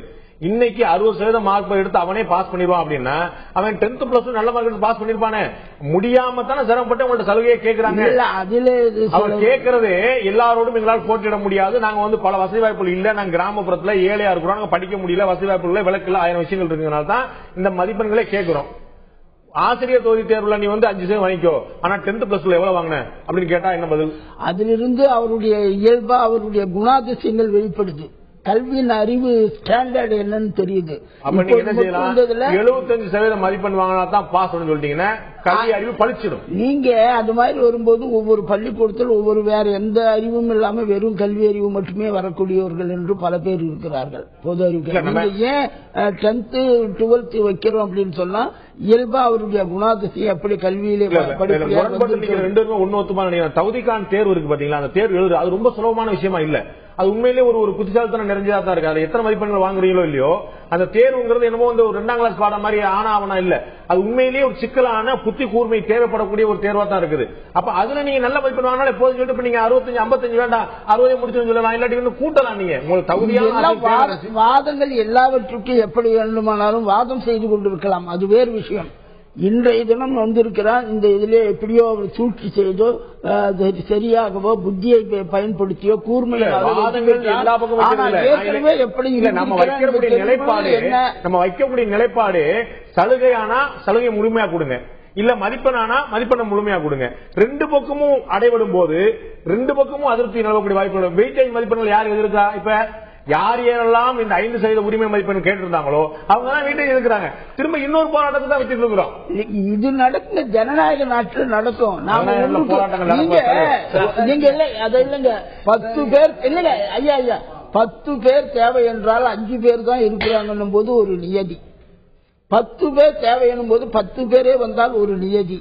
10 பேர் தேவை 100 பேர் இருக்கிறார்கள் என்று சொன்னால் அதில் எப்படி ஃபில்டர் செய்வது? தகவலுக்காக இன்னைக்கு 2013 ஆசிரியர் தேர்வு பாஸ் பண்ணவங்க 2014 வந்த ரிசல்ட் படி பாஸ் பண்ணவங்க எல்லாருக்கும் வேலை கிடைச்சிடல, எக்ஸஸா இருக்கிறாங்க. உங்க தகவலுக்காக 2014 தேர்வே நடக்கல, இன்னும் அதுல வர போறாங்க. அத்தனை வேலை கொடுக்க போறோமா அப்படிங்கிற ஒரு அதனாலதான் இது எல்லாம் எதற்காக வைக்கிறார்கள் என்பதை நாம் புரிந்து கொள்ளலாம். நான் திரு ரத்னசுவாமிகிட்ட கேட்க விரும்புறேன். நீதிமன்றம் ஒரு கேள்வி எழுப்பியிருக்கு. தகுதி குறைந்த ஆசிரியர்களை பணி நியமனம் செய்வது மூலமாக தகுதி குறைந்த மாணவர்களைத்தான் நீங்கள் உருவாக்க போகிறீர்கள் கேட்கிறாங்க. இது கேட்டது வேற யாரும் இல்ல, நீதிமன்றம். இது வந்து போராட்டத்துக்கு எதிரானவங்களோ சமூக நீதிக்கு எதிரானவங்களோ யாருமே கிடையாது. நீதிமன்றம் கேள்வி எழுப்புகிறது. தகுதியான ஆசிரியர்கள் வேண்டும் ஏன் சொல்றோம்? தகுதியான மாணவர்கள் உருவாவாங்க. அந்த தகுதியான மாணவர்கள் உருவானாங்கன்னா நாளைக்கு அவங்க சலுகை மதிப்பெண்கள் உரிமை மதிப்பெண்கள் கேட்கவே மாட்டாங்க. இதுதான் எங்களுடைய நோக்கம். நீதிமன்றம் பதிவு நீதிமன்றம் சொல்லுவதில் ஒன்றும் தவறில்லை. ஆனால் ஒன்றை மட்டும் பதிவு செய்ய விரும்புகிறேன். தகுதி என்ற ஒரு அளவீடு இருக்குல்லவா, ஒரு தேர்வு, அதுவே தகுதியான்னு எனக்கு தெரியல. நீங்க மதிப்பெண்களை பாக்குறீங்க, அநேகம் பேர் பாஸ் பண்ணலான்னு நினைக்கிறீங்க, ஆகையினால தகுதி வந்திருக்குன்னு நினைக்கிறீங்க. ஆகவே அது தகுதியான்னு அதை முதல்ல முடிவு பண்ணிக்கிட்டு தான் இந்த கேள்விக்கே வரணும். இல்ல நீங்க அப்படி வச்சு எதுக்குமே தகுதி முடிவு பண்ண முடியாது. உங்களுக்கு தெரியும் இப்படித்தான் வாதம் பண்ணி நம்ம வந்து எதையுமே எடுத்தாலும் ஒரு பரீட்சை வச்சுட்டா தகுதின்னு அர்த்தம் இல்ல. சார் நான் ஏற்கனவே உங்களுக்கு சொன்னேன், முதல்ல சொல்லிட்டேன். 2012 நடந்த 2 தேர்வுகள்ல இதே தகுதியின் அடிப்படையில தான் அத்தனை தாழ்த்தப்பட்ட பிற்படுத்தப்பட்ட மிகவும் பிற்படுத்தப்பட்ட மாற்றுத்திறனாளி மாணவர்கள் அத்தனை பாஸ் பண்ணிருக்காங்க. எந்த சலுகையும் கிடைக்கல, பாஸ் பண்ணாங்களே. நல்ல தகுதியான ஆசை நமக்கு கிடைச்சிருக்காங்களே. இன்னைக்கு 22,000 பேருக்கு மேல நியமனம் அரசு பள்ளியில தனியார் பள்ளியை விட தகுதியான ஆசிரியர்கள் அரசு பள்ளியில் நியமனம் செய்யக்கூடிய வாய்ப்பு கிடைச்சிருக்கு. வேற விஷயங்க. நான் என்ன சொல்றேன்னு கேட்டீங்கன்னா, கவர்மெண்ட் அதாவது கோர்ட் சொல்லிருக்கீங்களா, தகுதியானவர்களுக்கு தகுதி தேர்வு வேணும், அதுல எந்த விதமான மாற்றம் கிடையாது. சார் தகுதியான ஆசிரியர் ஒரு லாஜிக், கோர்ட்டை விட்டுருங்க, 60 விட்டுருங்க, 55 விட்டுருங்க, எல்லாத்தையும் விட்டுருங்க. தகுதியான ஆசிரியர் இருந்தால் தகுதியான மாணவர் உருவாங்க. நிச்சயமா உருவாங்க. நீங்க முடிச்சீங்களா சார்? எல்லாத்தையும் முடிச்சீங்க. தகுதியான ஆசிரியர் அதை தானே சார் நீதிமன்றம் எதிர்பார்க்குது. ஆமா, இப்ப நீதிமன்றம் எதிர்பார்க்கிறார்கள். நீதிமன்றம் எதிர்பார்க்கிறது சரி சார். முதல்ல என்ன பண்ணாங்க, 60 மார்க்னு வச்சாங்க. கவர்மெண்ட் ஒரு பாலிசி எடுத்தது. அதுக்கப்புறம் 55 ஒரு பாலிசி எடுத்தது. அரசோட நிலைப்பாடு மாற்ற தப்பு நீங்க ஃபீல் பண்றீங்க? இல்ல பழைய நிலைப்பாடு இருந்துடலாம். இல்ல அரசு நிலைப்பாடு சரிதான். ஏன்னா மக்களுடைய குரல் வேற மகேசன் குரல் சொன்னா இல்ல, மக்கள் இது வந்தது இல்லைங்களா, அவங்களுடைய ரெப்ரசன்டேஷன் வந்தது இல்ல சார். மக்கள் வந்து உங்களுக்கு தெரியும், ஒரு 15-20 பேர் சேர்ந்து ஒரு பையனை கொண்டாங்க, கல்லால் அடிச்சு கொண்டாங்கன்னு நம்ம சரின்னு சொல்லி சொல்லிட முடியாது. ஒட்டுமொத்தமா சேர்ந்து ஒரு ஜனநாயக நாட்டுல மக்களுடைய கருத்துக்கு மதிப்பு கொடுக்கணுமா இல்லையா? நிச்சயமா அந்த மதிப்புல தான் அவங்க செஞ்சிருக்காங்க. அந்த அரசு செஞ்சிருக்கு, சிஎம் வந்து அவங்க சொல்லியிருக்காங்க. இல்ல சார், இதுல வந்து நீதிமன்றம் வந்து ரொம்ப தெளிவா இருப்பாரு. தகுதியான ஆசிரியர் நம்ம தேவன் பார்க்கும்போது சில வரையறைகளை வகுத்து ஆக வேண்டும் சொல்றாங்க. வரையறைகளை வகுத்தாக வேண்டும். இதுவும் ஒரு வரையறை தானே, அரசமைப்பு சட்டத்திலே கொடுக்கப்பட்டுள்ள ஒரு வரையறை சார். இது அரசியல் இந்த ஜட்ஜ்மெண்ட் சொன்னது ரொம்ப ரொம்ப 100% உண்மை சார். அதாவது இன்னைக்கு நம்ம இந்தியாவை பொறுத்த மட்டும் அதாவது எம்ப்ளாயபிலிட்டி ஸ்கில்ஸ் இல்லாத, தகுதி இல்லாத மிகப்பெரிய கூட்டத்தை நாம உற்பத்தி பண்ணி கொண்டோம். 1,70,00,000 பேர் வருஷம் வேலையை தேடி வந்து கொண்டிருக்கிறார்கள். அதுல பாத்தீங்கன்னா இன்ஜினியரிங் கிராஜுவேட்ஸ் 10% தான், MBA படிச்சவங்க 10% தான், அதர் கிராஜுவேஷன் பார்த்தா இவங்க தான் தகுதியானவர்கள், மற்றவங்க தகுதி இல்லைன்னு நினைக்கும் பொழுது அதை பத்தி நம்ம கவலைப்படுறோம். எல்லாரும் பேசிக் கொண்டிருக்கோம். ஸ்கில்ஸ் டெவலப்மெண்ட் அரசாங்கமும் சொல்லிக் கொண்டிருக்கின்றது. ஆகவே தகுதி என்பது ரொம்ப ரொம்ப அவசியம் மாணவர்களுக்கு. அதை கொடுப்பதற்கு தகுதியான ஆசிரியர்கள் வேணும். தகுதியற்ற மாதிரி ஒரு நிலைப்பாடு இருக்குமே ஆனால் அவங்களால கோர்ட் சொன்னது போல தகுதியான ஆசிரியர்களை கொண்டு மாணவர்களுக்கு போதித்தால்தான் அவர்களுக்கு தகுதியான கல்வி கிடைக்கும். அது பண்ணலைன்னா the government will be doing a great injustice to the society, especially இன்னைக்கு இருக்கக்கூடிய இளைஞர்களுக்கு மிகப்பெரிய தவறு இழைக்கின்றார்கள் அப்படிங்கறத யதார்த்தமான. நீங்க இப்ப வெயிட்டேஜ் மதிப்பெண் முறையை நான் வரவேற்கின்றேன். என்ன இப்ப நான் ஒண்ணு சொல்றேன் சார், கம்பெனி எல்லாம் எடுத்துட்டீங்கன்னா அவங்க என்ன முதல்ல 10 என்ன மார்க்கு, இதுல என்ன மார்க், 12ஆம் கிளாஸ்ல என்ன மார்க், என்ஜினியரிங்ல என்ன மார்க் அப்படின்னு பார்க்கும்போது இந்த 3 தான். நான் நேத்து வரைக்கும் மக்குமானவன், இன்னைக்கு நான் திரும்பி நீ 10ஆம் கிளாஸ்ல ஆனா வந்து இந்த மாதிரி தகுதியான ஆசிரியர் உலக அளவிலேயே நான் என்ன பிரிவு என்பதல்ல பிரச்சனை. நான் 10 நான் விளையாட்டு பிள்ளையா தெரிஞ்சுட்டேன். எனக்கு உலகத்தோட முக்கியத்துவம் தெரியல. கல்லூரிக்கு போறேன், இப்பதான் தெரியுது எனக்கு அறிவு உலகம். நான் படிக்கிறேன், தகுதிகான் தேர்வு நான் வந்து முதல் மதிப்பெண் பெறேன். நான் பதில் முடியாது. நான் 10 12 வாங்கின மார்க்கை காட்டி தகுதிகான் தேர்வுல முதல் மதிப்பெண் பெற்ற மாணவனை நீங்கள் நிராகரிக்க போறீர்கள். இது அப்படிதான் சார். அப்ப பெஸ்ட் வழி செஞ்சிருங்க, தகுதிகான் தேர்வை நிராகரிச்சிருங்க. 10th plus 2ல ஃபர்ஸ்ட் டைம் வாங்கணும் மட்டும் தான் ஆசிரியர் பண்ணி சொல்லிருக்கேன். வேண்டாம் அப்படி இல்லை, அதுலயும் ஓரளவு தகுதி இருக்கணும். அடுத்த 12ஆம் கிளாஸ்ல தகுதி இருக்கணும். முடியாது. அதாவது நாம வந்து வாதம் எதை வேணாலும் பேசலாம். பட் இன்னைக்கு அவர் சொன்ன அதே பாயிண்ட் நீங்க சொல்லுங்க. என்பது எப்படி வேணாலும் பேசலாம். ஆனால் மாணவ சமுதாயத்திற்கு குறிப்பாக இளைஞர்களுக்கு நீங்க வந்து தகுதியான கல்வியை வேலையில 69% இடஒதுக்கீடு இருக்குது. ஆமா, அதே மாதிரியான ஒரு உரிமையை சலுகையை நீங்க வந்து தகுதிகான் தேர்வுல கொடுக்கல. உங்களுக்கு என்ன சிரமம்? இல்ல சிரமங்கிறது இருக்கக்கூடிய இன்னைக்கு 60 அதுக்கு அவங்க சொன்னது போல வந்து இது வந்து கன்செஷன் அந்த மாதிரி எல்லாம் சொல்லாம ஒரு பேஸ் பாயிண்ட் தான் 60%. அதான் டெஃபினட்டா வேணும். அது இல்லாம ஒரு தகுதி இல்லாத ஒரு ஆசிரியர் நாம கொண்டு வந்தோம்னா தகுதியற்ற மாணவர்கள் தான் உருவார்கள். இதுதான் மிகப்பெரிய பிரச்சனையாக இந்தியாவுக்கு இருக்கிற போகின்றது. இன்னைக்கு நல்ல வாத்தியார் கிடைக்கிறதே கஷ்டம் சார். இன்னைக்கு கஷண்டுகள் தான் சார் இன்னைக்கு வாத்தியார் வேலைக்கு வராங்க. அப்படி இருக்கும் பொழுது இன்னைக்கு அந்த ஆசிரியர் நிலைப்பாடு கொஞ்சம் அதிகமா ஆகணும்னா இந்த மாதிரி சில செக்ஸ் அண்ட் பேலன்சஸ் வேணும். இது 60% வேணும் என்பதுதான் என்னுடைய அபிப்பிராயம். உங்களுடைய வேணும் அப்படிங்கிற உங்களுடைய கருத்தா இருக்கு. மக்களுடைய பார்வை என்னவா இருக்கிறது? இந்த நலிந்த பிரிவினருக்கு ஆசிரியர் மதிப்பெண் சலுகை வந்து அவசியமா இல்லையா? மக்களுடைய பார்வை என்ன? இப்போது பார்க்கலாம்.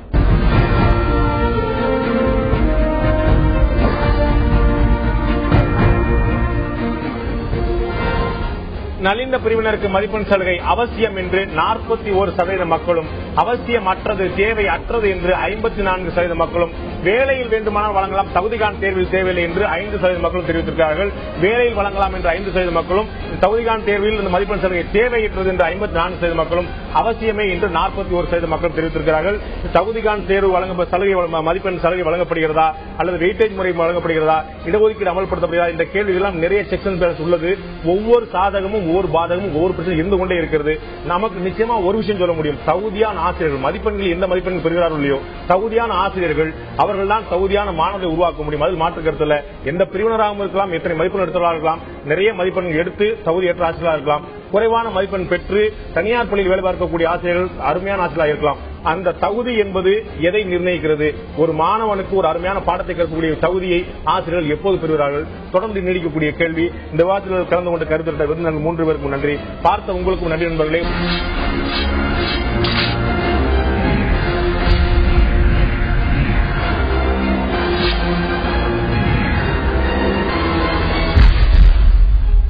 ஆயுதெழுத்து நீட்சிக்கு உங்கள் அனைவரும் அன்போடு வரவேற்கிற நண்பர்களே. விலையை கட்டுப்படுத்துமா அம்மா சிமெண்ட் என்ற தலைப்பில் இன்று ஆயுதெழுத்து நீட்சி விவாதிக்க இருக்கிறோம். காரணம் என்ன? வெளியில் மார்க்கெட்டில் சந்தை விலையில் கிட்டத்தட்ட 310 ரூபாயிலிருந்து 325 ரூபாய் வரை இருக்கக்கூடிய ஒரு மூட்டை 50 கிலோ கொண்ட ஒரு மூட்டை சிமெண்ட் விலை 325 ரூபாய் வரை இருக்கிறது. அதை சந்தை விலையை கட்டுப்படுத்த முடியாதவிட்டாலும் கூட மலிவு விலையில் கொடுப்போம் என்ற முயற்சியில் தமிழக அரசு 50 கிலோ கொண்ட ஒரு மூட்டை சிமெண்டை 190 ரூபாய் கொடுக்கிறது. தமிழகம் முழுக்க 450 இடங்கள் கிட்டங்கிகள் வைத்து அங்கு டான்சமை தமிழ்நாடு சிமெண்ட் உற்பத்தி கழகத்தை ஒரு முகமை நிறுவனமாக நியமித்து தமிழகம் முழுக்க வழங்க இருக்கிறது. 750 சதுரடியிலிருந்து 1500 சதுர அடி வரைக்கும் அதுக்கு வீடு கட்டுவதற்கு 1500 சதுர அடி வரைக்குமான வீடு 100 சதுர அடியிலிருந்து 1500 சதுர அடி வரை வீடு கட்டுவதானால் நீங்கள் இந்த சலுகையை பெற முடியும். இதை புனரமைப்பு பணிகளுக்கும் கூட இதை பெற முடியும். 1500 சதுர அடிக்கு மேல் கட்டுவர்கள் பெற முடியாது. இதுல ஒரு புனரமைப்பு பணிக்கு 10 முதல் 100 மூட்டை வரை கிடைக்கும். ஒரு நபருக்கு ஒரு குடும்பத்துக்கு ஒரு வீடு கட்டுவதற்கு அதிகபட்சமாக 750 மூட்டை வழங்கப்படும். பல்வேறு வகையில் பார்க்க மிக நிச்சயமாக ஒரு நடுத்தர மக்களுக்கு ஒரு மிகப்பெரிய சலுகையாக தோற்றமளிக்கக்கூடிய இந்த அம்மா சிமெண்ட் திட்டம் அதனுடைய சாதக பாதகம் என்ன? இது சந்தை வெளிச்சந்தையில் இந்த விலையை கட்டுப்படுத்துமா? இதை பற்றி தான் இந்த ஆயுதத்தில் நீச்சு விவாதிக்கிறோம். ஒரு மூட்டை சிமெண்ட் விலை 190 ரூபாய், வெளிச்சந்தையில் 325 ரூபாய் வரைக்கக்கூடிய ஒரு மூட்டை சிமெண்ட் 190 ரூபாய்க்கு தமிழக அரசு திட்டத்தை விரைவில் கொண்டு வர இருக்கிறது. இன்று தமிழக முதலமைச்சர் ஜெயலலிதா இதற்கான அறிவிப்பை வெளியிட்டிருக்கிறார். இந்த அறிவிப்பு வெளிச்சந்தையிலும் மக்களுக்கும் பலனளிக்கக்கூடியதா இருக்குமா? வெளிச்சந்தைய விலையை கட்டுப்படுத்துமா? இதை பற்றி தான் ஆயுதத்தில் நீச்சு விவாதிக்கிறோம். இந்த நிகழ்ச்சியை நம்முடைய அதிமுகவுடைய முன்னாள் எம்எல்ஏ திரு சமரசம் அவர்கள் முன்னிருக்கிறார். அதே போல திரு சூர்யா சிவா, திருச்சியிலிருந்து திமுக பிரமுகர் திரு சூர்யா சிவா அவர்கள் முன்னிருக்கிறார். உங்கள் இரண்டு பேரும் நிகழ்ச்சிக்கு வரவேற்கும் நண்பர்களே. நான் முதல்ல திரு சூர்யா சிவாட்ட ஆரம்பிக்க விரும்புகிறேன். இதே போன்ற ஒரு திட்டம் 2006-11 திமுக ஆட்சியில் இருக்கும் போது இதே போன்ற ஒரு திட்டத்தை திமுக கொண்டு வந்தது. அப்போது 2006-11 திமுக கொண்டு வந்த நிர்ணயித்திருந்த 50 கிலோ கொண்ட ஒரு மூட்டை சிமெண்ட்டுக்கான விலை 200 ரூபாய். அதிலிருந்து 5 ஆண்டுகள் கழித்து இன்று தமிழக அரசு நிர்ணயித்திருக்கும் விலை 190 ரூபாய். இதை நீங்கள் வரவேற்கிறீர்களா, எதிர்க்கிறீர்களா? திரு சூர்யா. இல்ல, இதை நான் வரவேற்கிறதுக்கு ஒண்ணுமே இல்லைங்களா. இது ஒன்றும் புதிய திட்டமே இல்லையா. இது ஏற்கனவே இருந்த ஒரு திட்டம். இதை நீங்க சொன்ன மாதிரி இப்ப 2006 200 ரூபாய்க்கு கொடுத்திருக்காங்க. இது நாங்க கொடுத்தப்ப நாங்க விளம்பரம் தேடலையே. இது எந்த நிறுவனங்கள் கொடுத்தாங்களோ தனியார் நிறுவனத்துல நாங்க வாங்கினத அதே நிறுவனத்தின் பேர்ல தான் நாங்க சப்ளை பண்ணிருக்கோம். அதாவது பில்டிங் கான்ட்ராக்டுகளுக்கும் பிடபிள்யூடி கவர்மெண்ட் கான்ட்ராக்டுக்கும். ஆனா இவங்க ஏன் அதுல விளம்பரம் தேடுறாங்க? அம்மா சிமெண்ட் என்று அதுல விளம்பரம் பண்றதுக்கான காரணம் என்ன? நாங்க எதுலயுமே விளம்பரம் தேடுறது உங்களுக்கு மலிவு விலையில கொடுக்கறதுல பிரச்சனை இல்லை. அதுக்கு அம்மா சிமெண்ட் பேர் வைக்கிறதா உங்களுக்கு பிரச்சனை. இது ஒண்ணும் புதிய திட்டம் இல்லைங்களே. எல்லா திட்டத்திலயுமே தலைவர் கலைஞர் அவர்களால் வழிவகுக்கப்பட்ட திட்டத்தை இவங்க ஒண்ணு நாங்க செய்யறோம்னா அதை ரெண்டாக்குறாங்க. அதுல என்ன புதுசா இருக்குன்னு நீங்க நினைக்கிறீங்க சொல்லுங்க. உங்களுடைய அதிருப்தி அவங்க அதுல அவங்க பிராண்ட் நேமா கிரியேட் பண்ணணும்னு நினைச்சுதாங்க இதெல்லாம் பண்றாங்க. அப்போ அவ்வளவு அதிகமான பொருட்கள் விற்கிறத அவங்க அம்மா இதுன்னு விற்கிறாங்க அப்படின்னா தங்காமைக்கு அதிகமான விலையில நிக்குது. அது அவங்க அம்மா தங்கங்கள்னு சொல்லி எல்லாரும் ஊர்லயும் ஜுவல்லரி திறந்து கொடுக்கலாமே. உங்களுடைய கோரிக்கையை தமிழக அரசு நிறைவேற்ற நம்ம எதிர்பார்க்கலாம் நினைக்கிறேன். நீங்க சொல்றது பாத்தீங்கன்னா 200 ரூபாய் ஏற்கனவே சொன்ன போல உங்களுடைய ஆட்சி காலத்துல 200 ரூபாய் விற்கப்பட்ட அரசுடைய மலிவு விலை சிமெண்ட் இன்னைக்கு 6 ஆண்டுகள் கழித்து 190 ரூபாய் விற்கப்படுகிறது. அப்ப இதை நீங்க நிச்சயமா வரவேற்று தானே ஆகணும். இன்னைக்கு வேறுக்கு விலைவாசி என்ன? 6 வருஷத்துக்கு அப்புறமேல ஒரு 10 ரூபாய் குறைக்கிறதுங்கிறது ஒரு பெரிய வித்தியாசம் இல்ல. நீங்க அன்னைக்கு பாத்தீங்க அப்படின்னா 200 ரூபாய்க்கு கொடுக்கப்பட்டப்ப அன்னைக்கு சிமெண்டோட விலை 280 ரூபாய்க்கு வித்தது. அப்படியே இருந்தப்பயும் 1 லட்சம் டன் வாங்கப்பட்டாங்க. அதுல நீங்க இன்னொரு முக்கியமான பாயிண்ட் நீங்க கவனிக்கணும். அதுல என்ன அப்படின்னா நீங்க அந்த 1 லேக் டன் அவங்க கவர்மெண்ட் நாங்க 2006 தலைவர் கலைஞரோட தலைமையில இருந்த ஆட்சியில நாங்க 1 லட்சம் டன் வாங்கினது இப்ப ஏன் தற்போதைக்கு நின்று போச்சு அப்படின்னா 4 தனியார் நிறுவனங்களும் இதுல ஒப்பந்ததாரர்களா இருக்காங்க. ஆனா 50,000 டன் மட்டும்தான் கொடுக்கப்படுது. இது இந்த டன் குறைய இங்க சப்ளை கொடுக்க மாட்டாங்க. 4 ஆர்டர் கேட்டா ஒரு ஆர்டருக்கு மட்டும்தான் அவங்க சப்ளை பண்றாங்க. அப்படிங்கிறப்ப இவங்க 2 லட்சம் ஹெக்டேர் டன்னுங்கிறது சும்மா வேணா சொல்லாம தவிர தனியார் நிறுவனங்கள் இவங்களோட எந்த நிவர்த்தி பண்றாங்கிறதுல தானே முக்கியமான விஷயம் இருக்கு. இல்ல நீங்க 1 லட்சம் டன் கொள்முதல் பண்ணீங்க. அப்படி சொல்லிருக்கு 2 லட்சம் டன் ஒரு மாதத்துக்கு கொடுக்கப்படும் சொல்லிருக்கு. இப்ப இதுல அவங்க நீங்க என்ன பண்ணீங்களோ அதோட அதிகமா தான் டபுள் மடங்கு தான் பண்ணிருக்காங்க பண்ண போறாங்க. டபுள் மடங்கு இல்லைங்களே. அதுதான் அவங்க ரிக்குவயர்மெண்ட் அதிகமா சொல்லலாம். பட் ஆனா அவங்க நிறுவனங்கள் கொடுக்கறது எதனால நிறுத்தப்பட்டதுங்கிறத நான் உங்களுக்கு ஹைலைட் பண்ண விரும்புறேன். ஏன்னா 1 லட்சம் டன் கேட்டப்ப அவங்க கொடுத்தது 50,000 டன் தான். அதனாலதான் இந்த திட்டம் நடுவுல நின்னுச்சு. இப்ப 2 லட்சம் டன் நீங்க கேட்டீங்கன்னா அதிகபட்சம் உங்களுக்கு 1 லட்சம் டன் தான் தனியார் நிறுவனங்கள் கொடுப்பாங்க. எப்படி அவங்க 325 ரூபாய்க்கு விற்கிற ஒரு சிமெண்ட்டை வந்து உங்களுக்கு 190 ரூபாய்க்கு எப்படி அவங்க வந்து உங்களுக்கு ஹைலைட் பண்ண முடியும் நீங்க நினைக்கிறீங்க? 190 ரூபாய்க்கு தனியார் நிறுவனங்கள் கொடுக்க போறது இல்ல, அரசு தான் கொடுக்க போகுது. அவங்க வாங்குறது எவ்வளவு வாங்கிறாங்க, அந்த இழப்பை வந்து அரசு ஏற்றுக்கொள்ள போகிறது. மக்களுக்கு சேரப்படுறது 190 ரூபாய்க்கு தானே. மானியம் கொடுக்கறாங்க.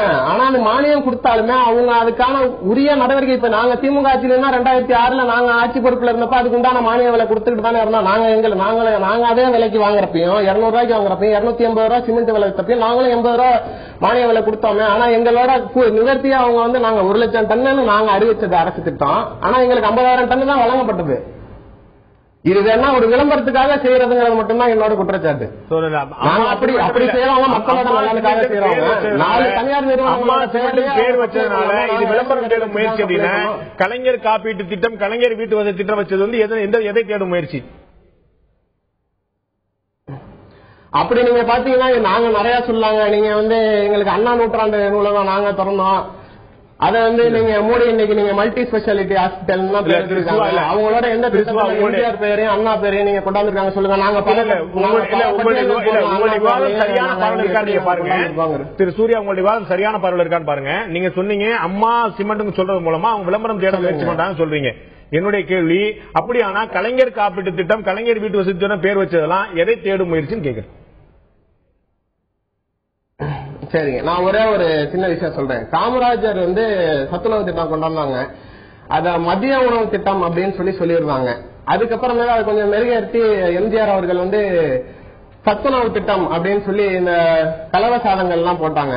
அதே திட்டம் திமுக ஆட்சியில நாங்க கொண்டாடுனதுக்கு அப்புறமேலே 1, 2 ஆச்சு முட்டை, அப்புறம் 2, 5 ஆச்சு, வாரத்துக்கு 5 முட்டை 2 வாழைப்பழம் கொடுத்தோம். ஆனா நாங்கள் அந்த பெயரை மாற்றவே இல்லை. அது எம்ஜிஆர் சத்துணவு திட்டமாக தான் இன்று வரை இருக்கிறது. அப்படி இருக்கிறப்ப நாங்க ஒரு பார்ட்டியோட அவங்க ஒரு இனோவேட்டிவா ஒரு விஷயம் ஏன் அதை நீங்க எல்லாத்துலயும் கலைஞர் காப்பீட்டு திட்டத்தை இன்னைக்கு முதல்வர் காப்பீட்டு திட்டம் மாத்திருக்காங்களா? எதுல இன்னைக்கு கலைஞர் பேர் இருக்கு? கலைஞர் ஆரம்பிச்சு எல்லாமே பாதியில தானே நிக்குது. கலைஞர் காப்பீட்டு தொடர்ந்து எதிர்பார்க்கிறீங்களோ?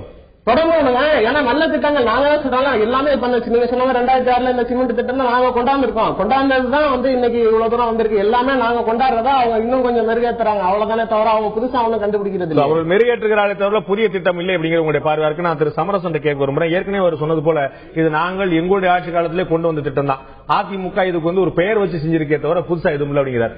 இப்ப தமிழக அரசு அதிகரித்திருக்கக்கூடிய சிமெண்ட் விலையை கட்டுப்படுத்துவதற்கான ஒரு முயற்சியை அதை கொண்டு வந்திருக்கும் போது என்னுடைய கேள்வி, இந்த கடந்த 3.25 ஆண்டு காலமாக இந்த அதிகப்பட்ட சிமெண்ட் விலையை குறைக்கிறதுக்கு தமிழக அரசு ஏன் எந்த முயற்சியும் எடுக்கவில்லை? அப்பயே குறைச்சிருக்கலாமே 2011 ஆட்சிக்கு வந்த உடனே. அதாவது ஒவ்வொன்றும் ஒவ்வொரு பருவ காலத்தில் தான் நடக்கும். நீங்க அப்பவே அதையும் முடிக்கல, இப்பவே வயசுக்கு வந்த பிறகுதான் திருமணத்தை பற்றி பேச முடியும். ஏன் அதுக்கு முன்ன 10 வயசு 330 ரூபாய் விலை ஏறட்டும், அப்புறமா நம்ம குறைஞ்ச விலைக்கு நம்ம செலவு குடும்பம் காத்திருந்தோம்.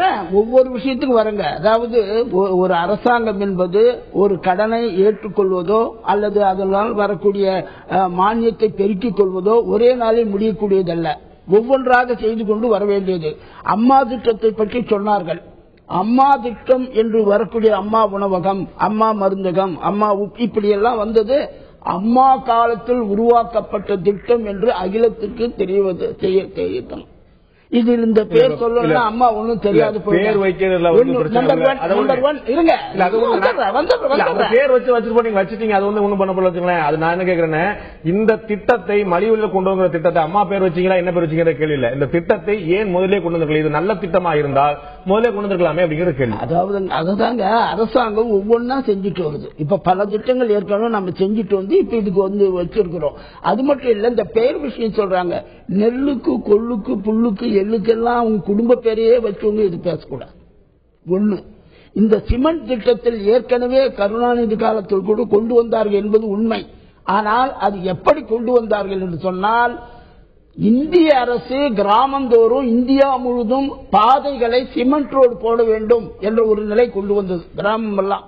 அப்படி வருகின்ற பொழுது முரசொலி மாறன் அங்கே இருக்கிறார். அப்படி மாறன் அவர்கள் அமைச்சராக இருந்த காலத்திலே இருந்து தெரிந்து இது எப்படி என்று செய்து எல்லா விதமான இங்கே இருக்கின்ற சிமெண்ட் நிறுவனத்திலே இவர்கள் பங்குதாரர்களாகி அந்த லாபத்தை தாங்கள் பெறுவதற்கு கொண்டு வந்து திட்டமே தவிர மக்கள் கொடுக்கப்பட்டது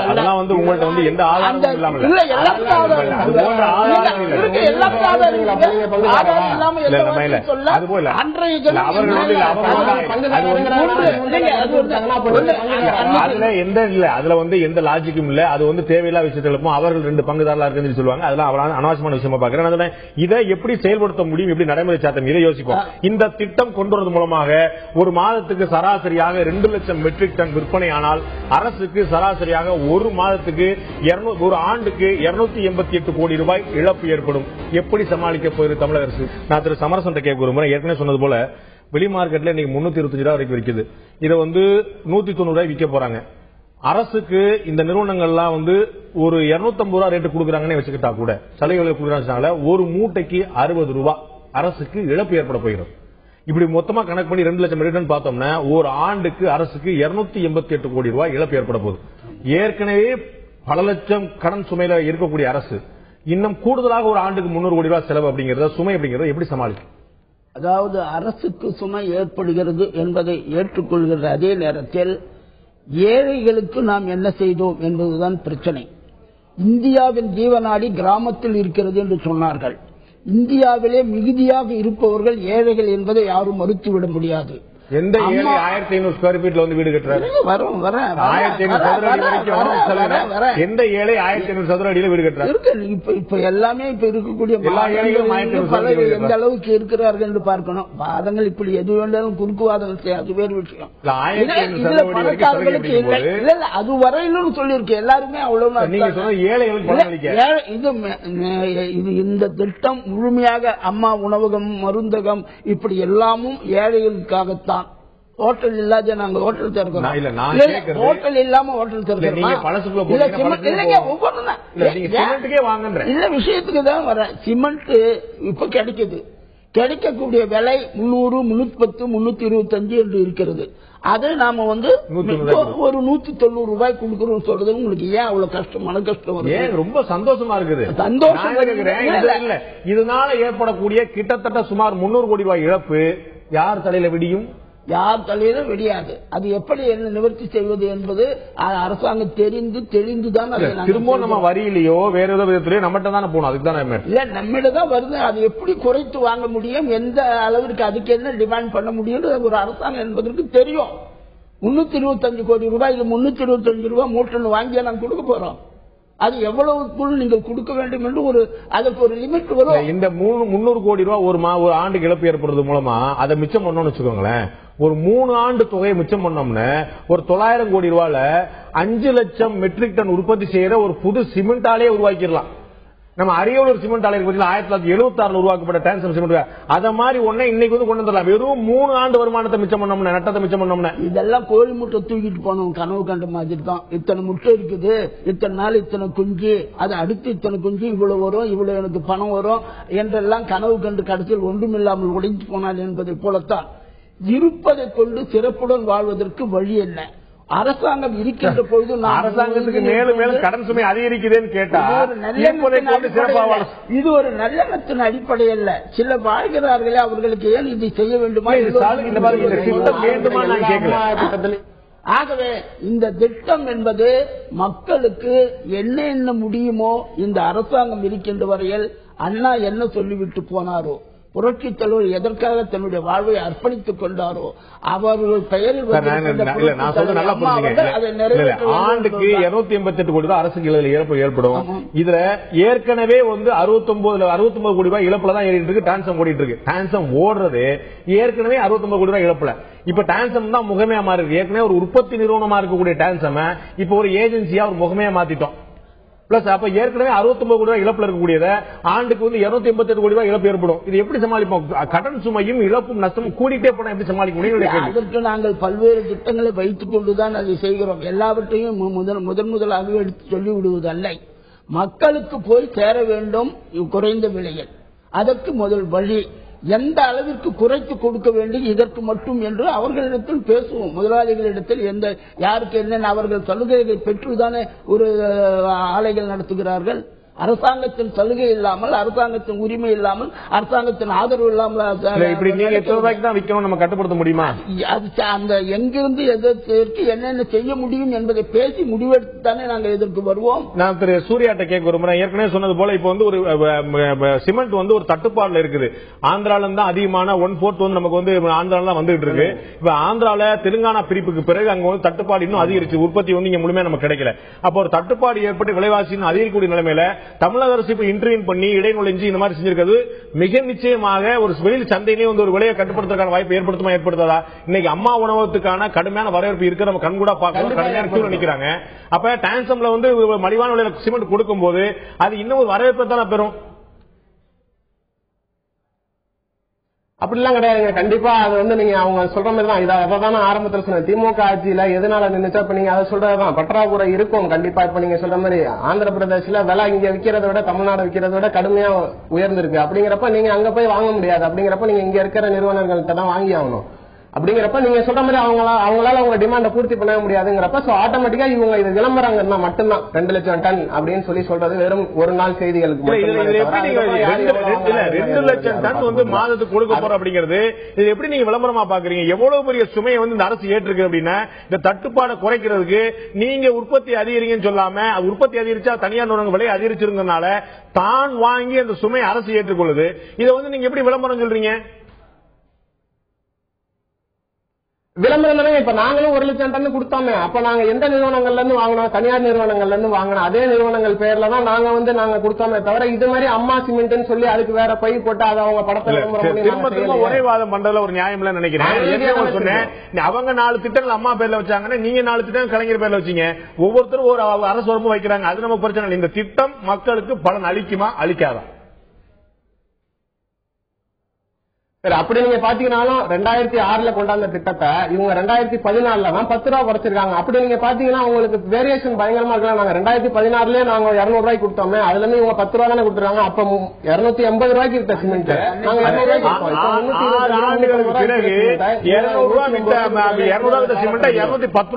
நியாயம் சொல்லணும். 200 ரூபாய்க்கு வித்த சிமெண்ட் 10 ரூபாய் இன்னும் குறைச்சு 100 ரூபாய் கொடுக்கறது நீங்க டபுள் மடங்குல பாராட்டணும். அதுலயும் சந்தேகம் எழுப்புறீங்க. அன்னைக்கு 250 தான் சார். 200 ரூபாய்க்கு உண்டான மானியத்தை நாங்க திமுக ஆட்சியில் ஆரம்பிச்சது இப்ப வரைக்கும் கொடுத்துக்கிட்டு தானே இருந்தாங்க. நீங்க சொன்ன மாதிரி இப்ப அது 300 கோடி ரூபாய் இழப்பீடு ஏறுது. அதுக்கு நீங்க என்ன பதில் சொல்றீங்க? இது போன்ற விலையில வந்து வெளிச்சந்தை விலை உயர்வது இயற்கை. அது வந்து சந்தையில கட்டுப்படுத்த முடியுமா அப்படிங்கிற ஒரு கேள்வி எழுந்திருக்குது. மக்களுடைய பார்வையில ஒரு அடிப்படையான விஷயம் பார்க்கிறோம். இது வந்து விலை உயர்வு வந்து வெளியில் எப்படி ஏற்பட்டாலும் ஒரு மலிவு விலைக்கு கிடைப்பதா இருந்தால் அது வந்து நேரடியாக மக்களுக்கு வந்து புரியாது. இந்த விஷயங்கள் இந்த மானியங்கள் எங்க யார் தலையில் விழுகின்றன என்று மக்களுடைய பார்வை நிச்சயமா நாம் ஒரு வீடு கட்டுறோம், நம்முடைய கனவு கோட்டையா இருக்கக்கூடிய வீடு வாழ்நாள் ஒரு முறை கட்டக்கூடிய வாய்ப்பு கிடைக்கிறது. இந்த அதற்கான சிமெண்ட் மலிவு விலையில் கிடைத்தால் நிச்சயமாக மக்கள் வரவேற்பார்கள். ஆனால் இது எத்தனை நாட்களுக்கு நீடிக்க முடியும் என்பதும் இந்த சுமையை அரசு எப்படி தாங்கும் என்பதும் ஒரு கேள்வி தொடர்கிறது. இந்த நிகழ்ச்சியில் கலந்து கொண்டு கருத்து விருந்தினர்கள் 2 பேருக்கும் நன்றி. பார்த்த உங்களுக்கும் நன்றி நண்பர்களே. மீண்டும் இன்னொரு நிகழ்ச்சியில் சந்திப்போம். அதுவரை நன்றி, வணக்கம்.